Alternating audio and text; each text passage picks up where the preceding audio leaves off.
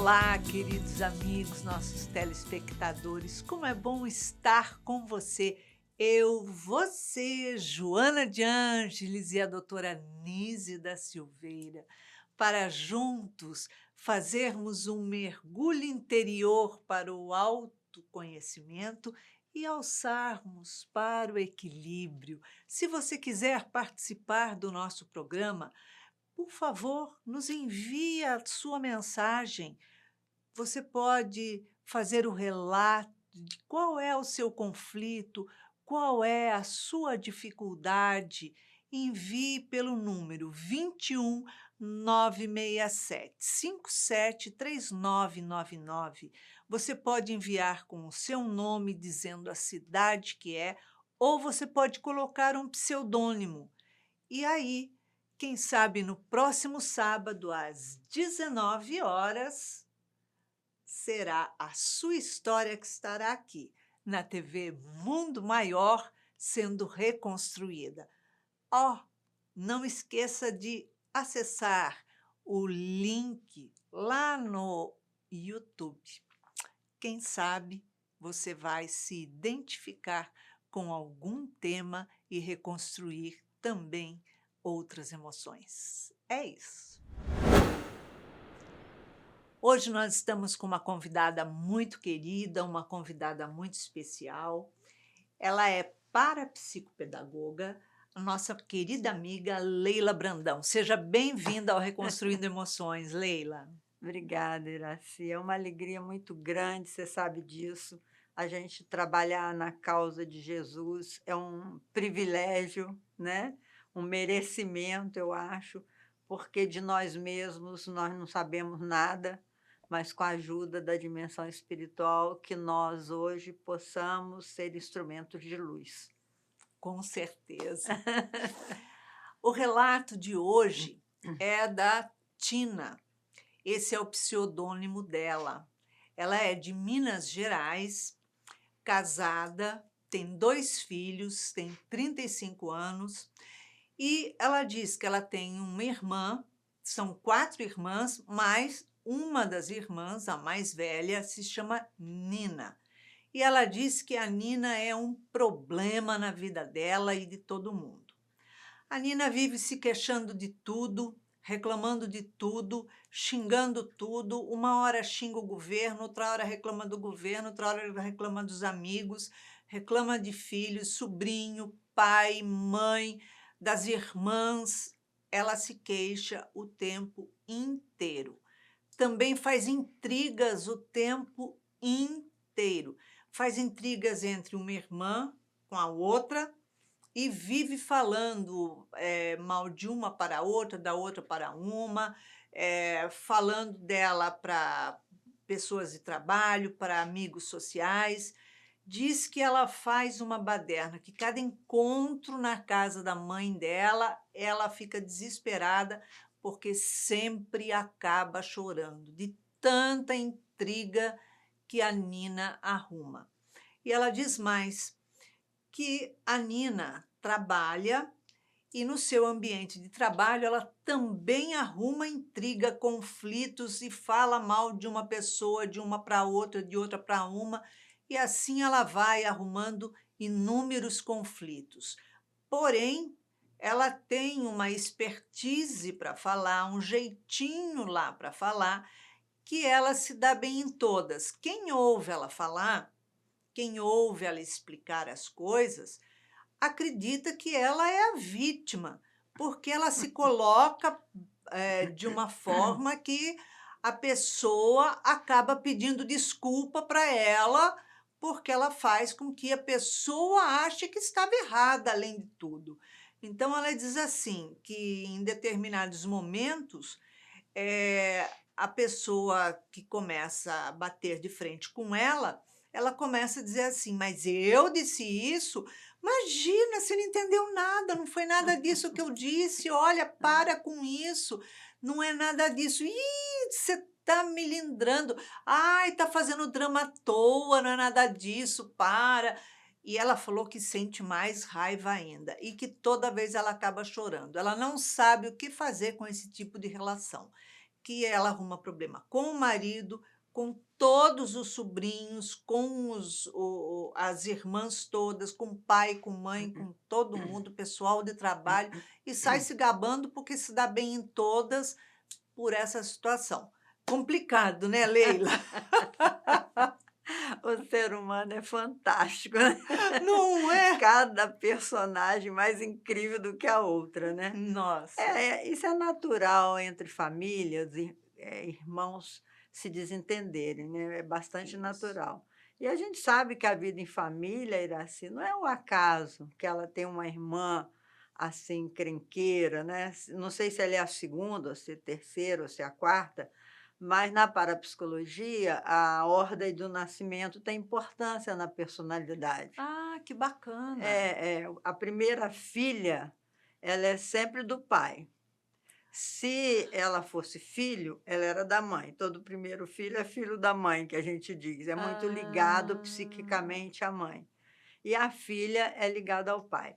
Para a gente examinar a personalidade da Tina, né? Da da Nina, Nina. que é a criadora de caso, nós teríamos que saber qual foi o momento que ela nasceu, como é que foi o momento do nascimento dela, onde estava o pai dela no contexto, como é que foi a primeira infância dela, porque pelas manifestações dela, numa visão espírita, se você lê o livro Ação e Reação, de André Luiz, Desejo Central, ele fala que as pessoas que são muito encrenqueira, muito complicada, muito intolerante, desse tipinho aí, esse reflexo de personalidade, são pessoas desequilibradas, são pessoas muito carentes de afeto. Então, é o tipo da pessoa, meus irmãos, que ela está assim, me ama pelo amor de Deus, ela quer chamar a atenção de algum jeito, né? Porque a Com pessoa, quando está certeza. feliz em si mesma, quando está feliz consigo mesma, ela mantém aquela tolerância, aquela paz, mas a mente em desalinho, com carência, é uma mente desequilibrada. Então, a pessoa fica irritada à toa, outra hora fica com excesso de alegria, euforia, quer bater de frente com todo mundo, quer criar caso com todo mundo. É uma forma que Zé Grosso, certa feita numa reunião mediúnica, ele disse assim: Leila, quando uma pessoa tiver dessa forma insuportável, ela está gritando, o que ela está falando, você não deve nem ouvir, não dê importância, viu, Tina? Recomendação do Zé Grosso. Você ouve o que o coração dela está dizendo. E o coração dela está dizendo: me ame, pelo amor de Deus, do jeito que eu estou. Porque ninguém ainda é, né? Tá carente, né? Está Tá carente em carente. todos os sentidos. É, porque na situação dela, dela arrumar intriga, ela está buscando chamar atenção a todo instante. E como ela nunca aceita que ela é responsável, que ela é culpada, ou seja, que nunca aceita a responsabilidade Ela não gosta de si mesma, né? das confusões que ela cria, É, sempre a culpa é dos outros. Então, eh, ela está mostrando assim: olha só, eu sou ótima, eu não é. tenho problema, Sabe sou aquele ótima. filho que fica pedindo para você dar uma palmada nele? Porque às vezes a criança, para chamar a atenção dos pais, ela fica tão irrequieta e a mãe está falando, a criança está falando junto, a mãe fala: cala a boca, menino, eu estou falando aqui, mas o menino não dá sossego. A mãe está fazendo alguma coisa, ela vai lá, está puxando, tá puxando a saia, e quando a mãe se irrita e dá uma palmada para sossegá-la, é uma forma que a criança encontra de dizer: mamãe, me dê atenção, ainda que me batendo, mas não me deixe de lado, entendeu? Então, Uhum. essa eu não sei como foi a infância, né, da Tina, da Nina, porque a Da Tina é a Nina. que está queixando da irmã. Isso. Agora também a gente não sabe que nível de ciúme essa Tina se encontra com relação à irmã mais velha, porque o primeiro filho tem algumas primazias, né? Tem algumas benesses, que é um filho esperado, que aquela família quer, mas tem também os ônus, né, que a mãe não tem muita experiência, é o primeiro filho, às vezes o casamento não está tão certo assim, é quando o marido e mulher estão se acertando, então o primeiro filho sofre toda essa influência desse momento. Porque É, cada filho nasce num momento diferente. Quando vem o segundo, o momento já é outro. Aquelas pessoas já são outras, o pai já é outro, a mãe já é outra. Por isso que exatamente. essa frase de dizer assim: "Ah, meus filhos eu crio tudo igual", não é verdade. Cada um é um e não tem como. E a cabeça da Tina, da Nina aí deu um nó, né? Deu um nó. E aí quando Imagina. elas se encontram, aquelas cobranças todas, porque são os fantasmas que a gente traz no próprio psiquismo, né, Iraci? Considerando também que somos reencarnacionistas e Sim, que cada um de nós traz uma trajetória evolutiva, se a Tina estiver me escutando, pensa nisso também. A sua irmã, você veio segunda, depois dela, com algum objetivo, vocês têm que se acertar de algum com jeito, né. certeza. Não é à toa que ela veio como primogênita, né? Não é à toa. Ou seja, todo mundo veio, ela veio também para aguentar todo mundo, né? Exatamente, Então ela tem que aprender a trabalhar isso e não ficar de futrico para lá, para cá, para lá, para cá, para lá, para cá, né? Sabe-se lá qual é o contexto familiar, como foi, né, porque a gente está sempre voltando para casa, como diz naquele livro Raduan Assar escreveu um livro que chama Lavoura Arcaica. Então, quando ele fugiu de casa para ir vencer na vida, fora de casa, e o irmão dele foi atrás dele, falou: "Olha, André", o personagem André, "volta para casa, porque a mamãe está para ficar doida de não saber onde você está", que eles fizeram um pacto, os irmãos, o irmão mais novo e ele era o mais velho. Ele falou: "Eu que não quero viver nessa lavoura arcaica, que eu vou fugir, eu vou sumir, não sei o quê", e realmente ele foi para a cidade grande, é na história do livro, né. E aí o irmão foi atrás dele, e o que eu acho bonito nesse livro é que André fala com ele assim: "Olha, meu irmão, a gente está sempre voltando para casa. Mesmo que eu não esteja lá, toda aquela vivência que nós tivemos, aquela cultura, faz parte do nosso psiquismo", entendeu? Então, é o caso da Nina, da Tina e o caso de todos os irmãos que existe aí mundo afora, é um caso, comum, irmãos que precisam se acertar, Com porque certeza. tem irmãos que têm verdadeiro ódio um do outro, que vem do passado, que muitas vezes não foi só naquela conjunção familiar. Eles nasceram ali juntos, do mesmo pai, da mesma mãe, mas cada um tem uma história, né. Sim, foi juntando aquilo ali para poder estruturar, né, cada um vem com a sua história, mas que tem uma relação ali entre eles que eles têm que se acertar. Agora, não seria de repente, esse comportamento dela não seria por fuga também? A gente também está sempre, se camuflando, né, porque na verdade ninguém quer conhecer a própria história. A gente tem essa dificuldade mesmo de se assumir, né, assim, buscar o seu próprio autoconhecimento. Uhum. É muito mais fácil a gente viver fugindo, como você falou, viver fugindo da responsabilidade do que parar e pensar: "Não, realmente, houve um equívoco da minha parte, eu não estou feliz, admitir eu não estou feliz, eu não sei para onde eu vou, eu não sei o que eu quero". Então a gente prefere camuflar, né, a gente prefere fazer uma máscara, né, personalidade é máscara, usar uma máscara e o desejo de todo mundo, na verdade, é ser aceito, ser aplaudido, ser aconchegado, entendeu? Em família é onde está o maior desafio da nossa vida. Como dizem os espíritos, certa feita a gente conversando sobre esse encontro familiar, e aí um espírito perguntou assim para todos nós: "Vocês sabem onde está o maior inimigo? Vocês têm inimigo? Têm ideia de onde está o seu maior inimigo? O mais severo rival, adversário da sua vida?" Aí ficou todo mundo assim pensando: "Quem será meu maior inimigo, meu rival, não sei o quê?" Aí os espíritos falaram: "Está na sua família", porque é a vida em família que proporciona esses reencontros, esses reajustes. Então a vida Perfeito. familiar é uma vida, é uma oportunidade de reajuste de vidas anteriores. Então, às vezes, a mãe fica perguntando: "Onde foi que eu errei com esse menino?", né.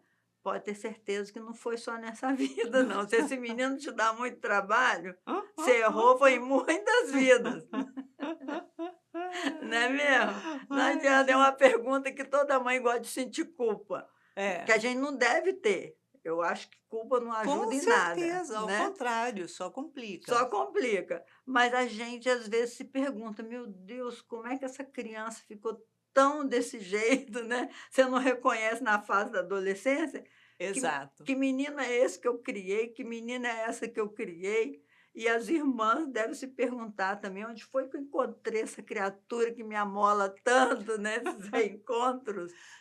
Porque ela mexe com a família inteira, Mexe né. com Você todo vê mundo, que é. ela não fica no canto dela, ela dá palpite aqui, dá palpite ali, dá palpite lá, aí É. depois conta desse para esse, daquele para aquele, depois Há uma arruma confusão arruma danada, né. confusão, ou seja, o tempo inteiro ela está remexendo naquela família.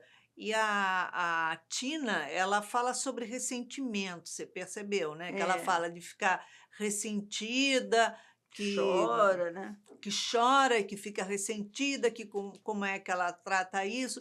Quer dizer, então a Tina está guardando o ressentimento de cada situação que acontece, né. É, E isso tende a prejudicar ela mesmo, né. uma hora explode, né, que é aquela gota d'água, como diz o Chico Buarque, adoro essa música dele, que ele fala: "Deixe em paz meu coração", como é que é? Que aqui é um copo até aqui de mágoa, mas qualquer Quer desatenção desatenção, faça faça não, não, pode pode ser ser a a gota gota d'água, d'água. né. Então a gente vive, assim, em torno desse momento da gota d'água.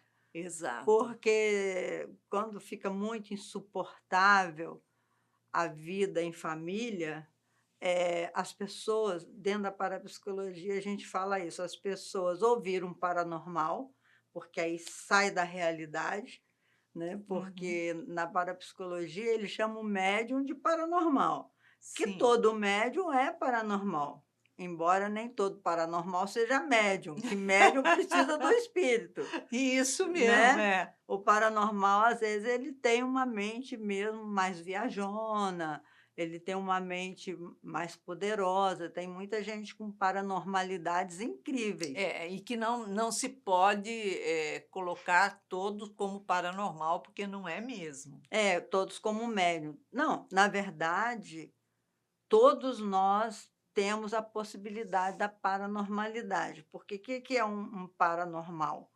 O paranormal, por exemplo, se você anda com 1 ano e meio, você é normal. Se você fala com 1 ano e meio, 2 anos, você é normal. Mas se você com 1 ano e meio, você começa a subir nas paredes, a dançar tango, a fazer uma Hum. coisa que não é normal, então você já é um paranormal. Você Sim. começa a falar 2 línguas estrangeiras, acontece um menino com 3, 4 anos, de repente começa a falar outra língua, então ele é um paranormal.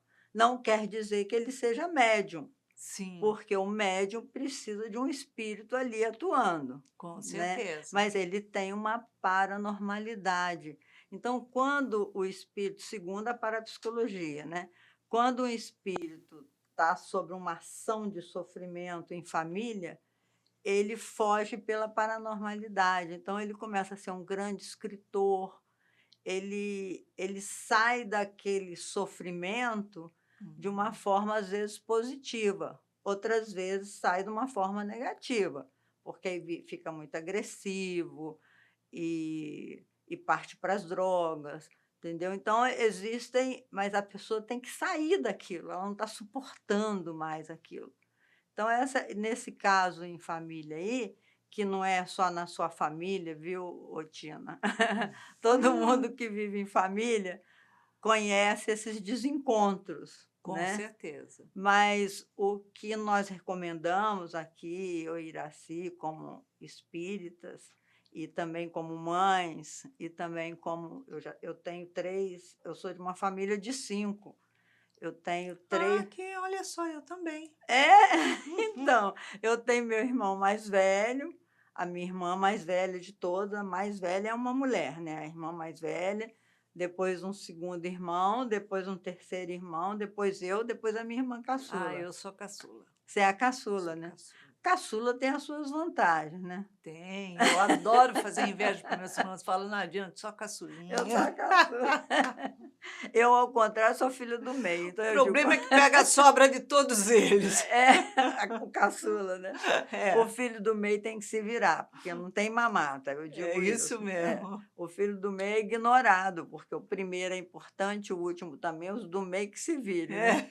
É. Então eu tive um irmão que era o segundo, que na verdade foi um grande mentor meu, assim, um influenciador, que a gente andava muito junto, eu e meu irmão, que é 4 anos a mais do que eu, mas ele teve uma influência muito grande na minha vida. Por isso, Tina, não fica Tina não, é a Tina, É a Tina. não se aborreça tanto com a sua irmã não, não vale a pena. Vocês vierem em família, que é para arrumar um jeito, tá, de se aceitarem, de conviverem bem. E se você já sabe que o reflexo da personalidade é essa dela, de criar irritabilidade em torno, porque como ela não se irrita, né, Uhum. ela se vangloria de provocar tudo isso e ainda sair bem. É, ela É. mas ela deve ter alguns transtornos ali, porque você imagina, ela cria as histórias, ela arruma fofoca de um para o outro, fala mal de um para o outro, do outro para um, coloca um contra o outro, mas, essas 2 pessoas devem cair de pau em cima dela, devem brigar, porque numa hora de confronto, eles vão chegar a falar, né: "Mas eu não falei isso de você, mas eu também não falei isso de você". Espera aí, então foi ela que falou isso. Alguém Imagina, falou, alguém falou. não tem ninguém perfeito, né. É isso mesmo. E você pegar a imperfeição do outro, eu me lembro na minha vida em família, que o meu irmão era muito vaidoso e gostava de usar aquele topete enorme de Elvis Presley, então a gente fazia bullying com ele, Coitado. a gente fazia bullying com ele, e ele fazia bullying com a gente também. Ele todo namorado que eu arrumava, ele fazia bullying comigo, falava que eu só escolhia nego feio, Ah. morto de fome, não sei o quê. Então, a gente não pode, somatizar o É que porque você é acontece. uma mulher bonita, entendeu? Não podia Pois escolher é, qualquer um. Mas é verdade, você é uma mulher bonita mesmo. Te obrigada. conheço tem anos. Pois é. Mas a verdade, meus irmãos, é que a vida em família é um grande ensejo de aperfeiçoamento. Nenhum de nós é perfeito, gente, nenhum de nós. Você sabe que tem uma página no livro Boa Nova, que eu me lembrei hoje, quando eu li o seu caso, Tina, eu lembrei da lição 13. Humberto de Campos psicografou, Chico Xavier psicografou Humberto de Campos, nesse livro A Boa Nova. E a lição 13, Humberto de Campos relata que quando Jesus recebeu aquela mulher que ia ser apedrejada, e a mulher chegou e os discípulos correram atrás de Jesus e disseram: Senhor, essa mulher traiu o seu marido. E aí, a pena dela é morrer por apedrejamento. E aí Jesus abaixou a cabeça e depois levantou e disse assim: "Mas quem estiver sem pecado, atire a primeira pedra". Aí foi saindo todo mundo. falando, né. Aí Humberto de Campos, ele faz um texto lindo sobre isso, dizendo que a Terra era um grande hospital. E nesse hospital tem um hospital onde tem doentes.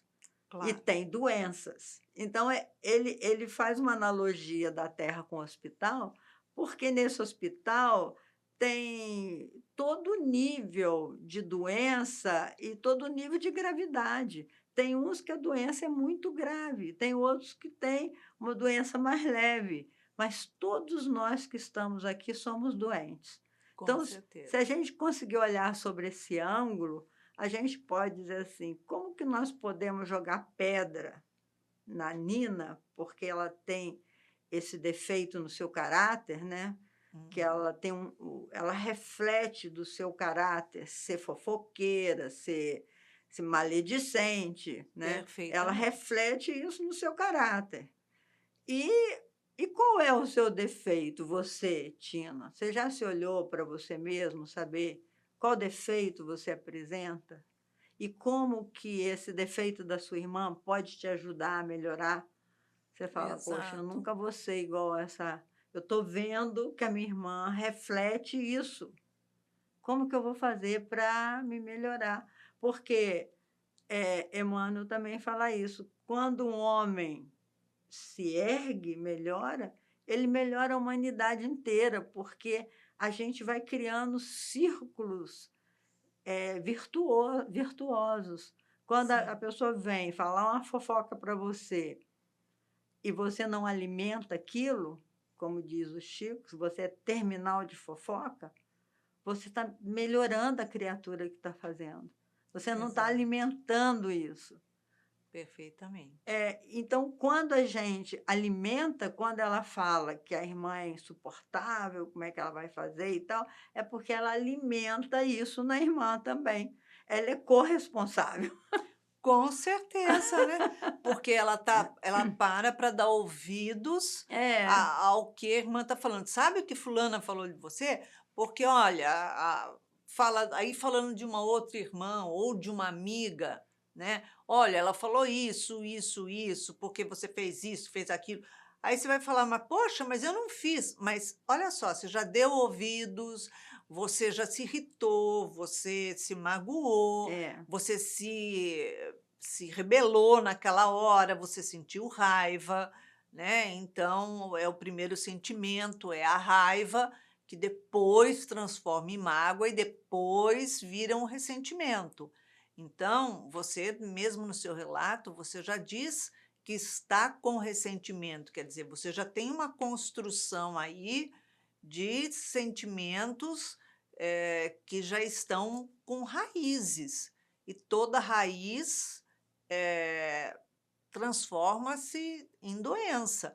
Então precisa cortar, limpar essas raízes agora, verdade, né. Iraci. Importante isso que você está dizendo. Cortar essas raízes, porque, a mágoa não pode criar raízes e se estabelecer ali não. Olha só, limpa, cai fora, porque a mágoa é uma raiva não resolvida, uma raiva não resolvida, mal resolvida, e uma raiva que você sentiu aquela hora e não pôde botar para fora ali do jeito que você queria, a hora que você queria.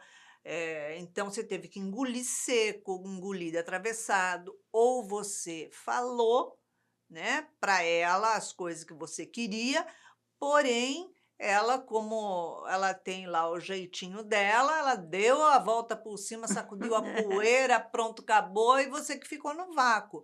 Então você engoliu essa raiva e foi mágoa, e foi ressentimento. Então é só você que vai sofrer com isso, né? Ela não vai sofrer, quer dizer, na verdade ela também sofre com isso, porque ela vive no meio de muita intriga, ela vive no meio de muita confusão, quer dizer, ela tem uma vida tormentosa, né, Leila? É verdade.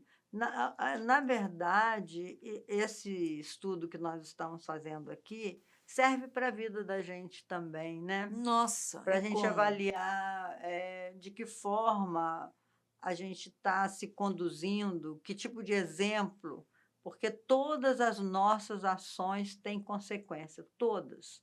Até o silêncio tem consequência. Então, em determinado momento, em família, se a gente, na hora da raiva, pudesse segurar um pouco a raiva, como você falou, está uma falando desaforo para a outra, porque você é isso, você é aquilo, papapá, papapá, silêncio, vamos silenciar e, no momento melhor, conversar sobre isso. Por que que você falou isso a respeito de mim? Onde foi que eu te magoei, né? Como é que foi essa história?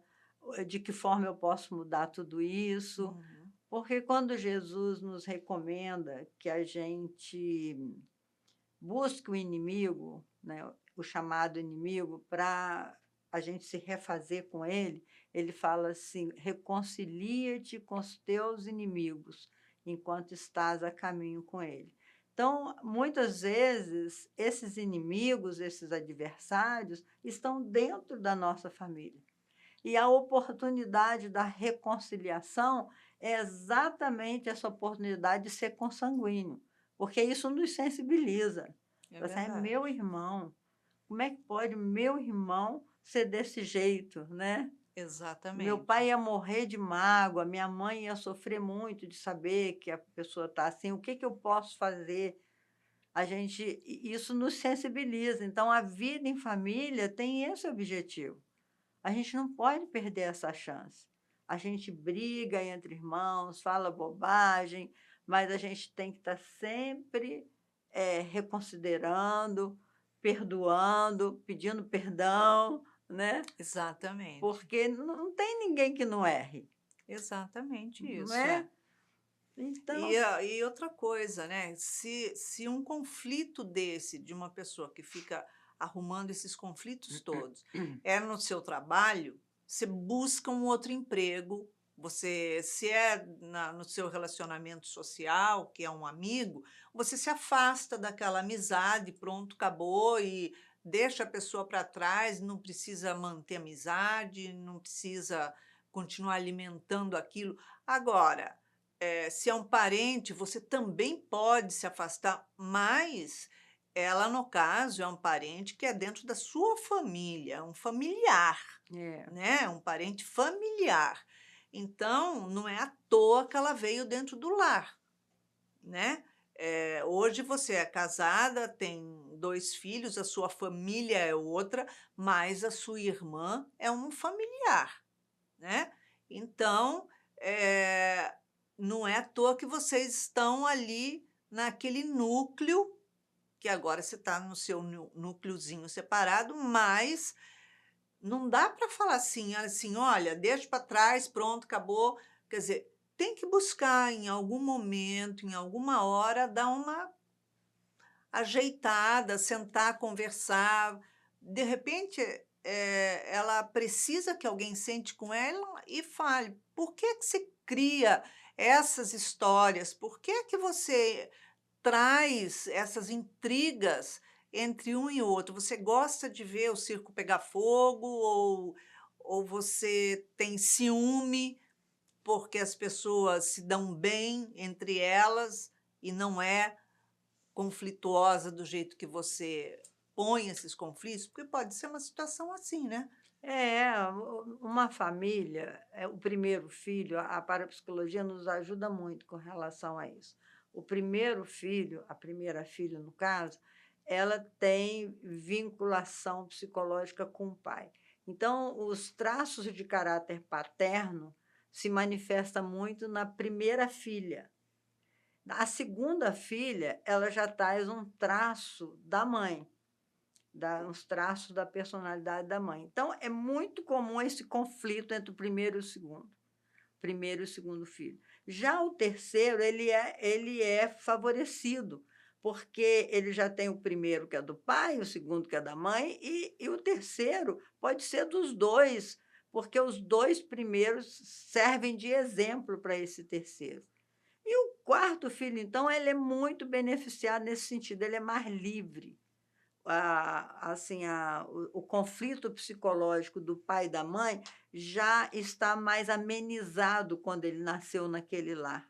Então, Uhum. se eu estou te falando isso, Tina, é para você olhar a sua irmã com um pouco mais de carinho e saber que ela traz conflitos internos, como todos nós trazemos, mas que ela, em particular, por estar manifestando esse caráter irritadiço, assim, provocando toda essa irritação em todo mundo, é porque ela está muito carente afetivamente. Então, na história dela, existe aí uma caminhada que você talvez tenha acompanhado pouco, né? Com Você não certeza. está compreendendo o tipo de caráter dela, porque ela quer chamar muita atenção. Ela está frustrada em muita coisa. Então, o seu papel de irmã é ter um pouco mais de tolerância, abraçá-la mais. Você não contou se ela tem filho ou não, você já tem 2, pode ser um pouco de ciúme também, né? Ela pode ter um ciúme muito grande das outras irmãs, É, do relacionamento que os irmãos têm entre eles, e ela não consegue ter esse ela ser um pouco relacionamento. rejeitada dentro do próprio lar, né? Exatamente, Então, pela própria personalidade dela, pela postura dela, haver uma rejeição ali, né. é. E a inveja também, porque, a inveja é um sentimento de você não querer que o outro tenha aquilo que ele tem, você prefere que ele não tenha aquilo, É mesmo que você verdade. não tenha. É. Você fala: "Eu queria aquilo, mas eu prefiro não ter, só para o outro não ter também", se for o caso, É. não é isso? Essas paixões humanas faz a gente sofrer, né, Não é? né, Iraci? E quando você toma consciência delas, o importante da gente tomar consciência das nossas próprias paixões é a gente se fortalecer, a gente fica mais forte, mais tolerante, também, adquire maior beleza espiritual. Tem toda uma conquista maravilhosa para o ser humano que começar achar esse Deus interno, né, esse Cristo interno, Exato. porque nós estamos aqui na Terra em trânsito, a gente sabe disso, né, nessa Uhum. impermanência de tudo, e todas as coisas têm uma razão de ser.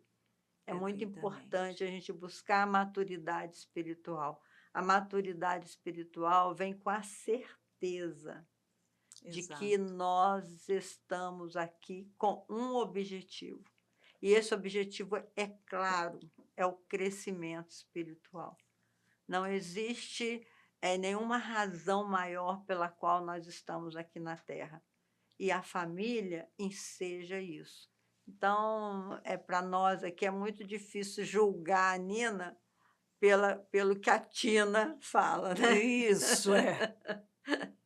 É, porque ela deve ter lá os conflitos dela e com certeza, eh, pode escrever isso, ela não deve ter paz, porque ora ela está em conflito no trabalho, ora ela está em conflito familiar, ora ela está em conflito na vida social, ela vivencia conflito o tempo inteiro. Então, a vida dela é passar o tempo inteiro na defesa, Isso mesmo. porque ela fica se defendendo o tempo inteiro, ela cria as confusões, mas ela o tempo inteiro fica se defendendo, né.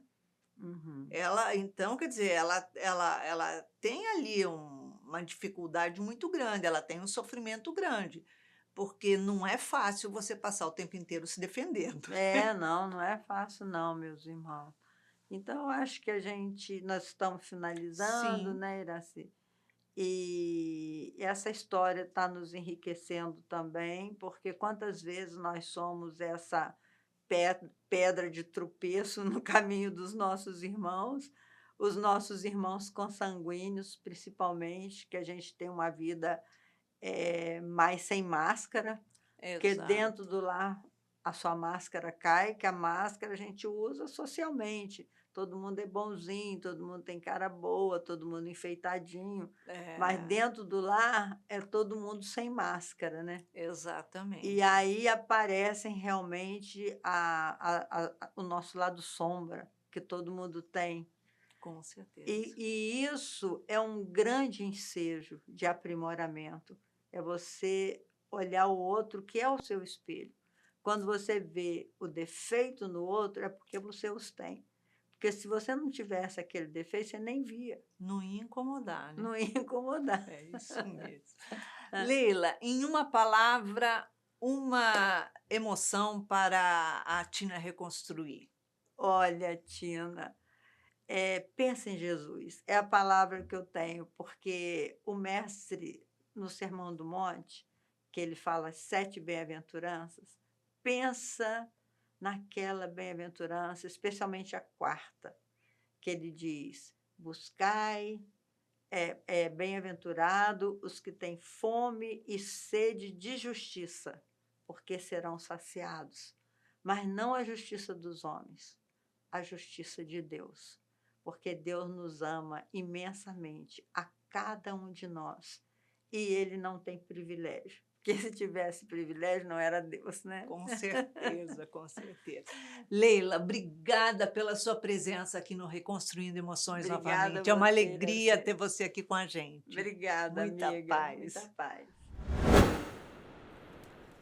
Tina, após toda essa conversa que tivemos com a Leila Brandão, vamos ver o que é que a doutora Anísia da Silveira tem a dizer a você. Ela diz assim, ó: frequentemente, o agressor psicoemocional tem transtorno de personalidade histriônica. Porém, na maioria das vezes, ele passa a vida sem ser diagnosticado e convive normalmente com pessoas e familiares. No entanto, a maneira de agir faz com que os familiares o considere pessoa simplesmente de gênio difícil ou infantilizada pelos xingamentos, pelo excesso de ciúmes, ora por parecer somente briga de casal, ora por aparentar pessoa muito sensível, ora por ser controlador, aparentar protetor, alegar sempre que tudo que faz é pelo bem-estar da família ou pela pessoa amada, mostra-se dependente ou, no mesmo tempo, autossuficiente e autoritário, sempre com ar de superioridade. Então, a pessoa, na verdade, que tem essa personalidade histriônica, ela vive em conflito constante, embora ela queira sempre estar mostrando uma superioridade o tempo inteiro. E quando as pessoas que convivem com ela, com a pessoa em conflito, está na situação de submissão, vai supervalorizando cada vez mais todo esse lado negativo, esse lado pesado, esse lado autoritário dessa pessoa. Então, é o momento de não supervalorizar, é o momento de tirar isso de foco, tirar realmente do foco e colocar isso de molho. Começou a falar, começou a agredir, começou a mostrar algo que não é, tira do foco. Opa, isso não vou ouvir, isso eu não vou participar, isso eu não quero, agora não. Fui. Porque nós não somos obrigados a ficar ali ouvindo e remoendo coisas que nós sabemos que nós não somos, coisas que sabemos que não fazemos, críticas, xingamentos. Nós não precisamos disso. Nós não merecemos isso. Então, corta. A pessoa que está tendo essa atitude para conosco, vai ficar ali falando sozinho. Não é para fingir que está ouvindo e deixar entrar por um ouvido e sair para o outro. Não, porque vai estar ouvindo do mesmo jeito e vai estar estimulando o outro a falar. A pessoa é capaz de ficar 3 horas e meia falando, porque está olhando para a tua cara e está acreditando que você está ouvindo. Então, não. Olha só, você vai ficar falando? Vou. Então, lamento, porque eu não vou ficar ouvindo. Fui. E boa. Então, não estimule a pessoa com um transtorno histriônico a ficar falando cada vez mais. Corte. E no momento certo, quando tudo acalmou, volte e converse. Então é isso aí. Se você quiser conhecer outros temas do nosso programa, temos vários outros temas, outras emoções reconstruídas. Acesse o playlist lá do nosso programa, lá no YouTube, e você vai com certeza encontrar muitos outros temas interessantíssimos.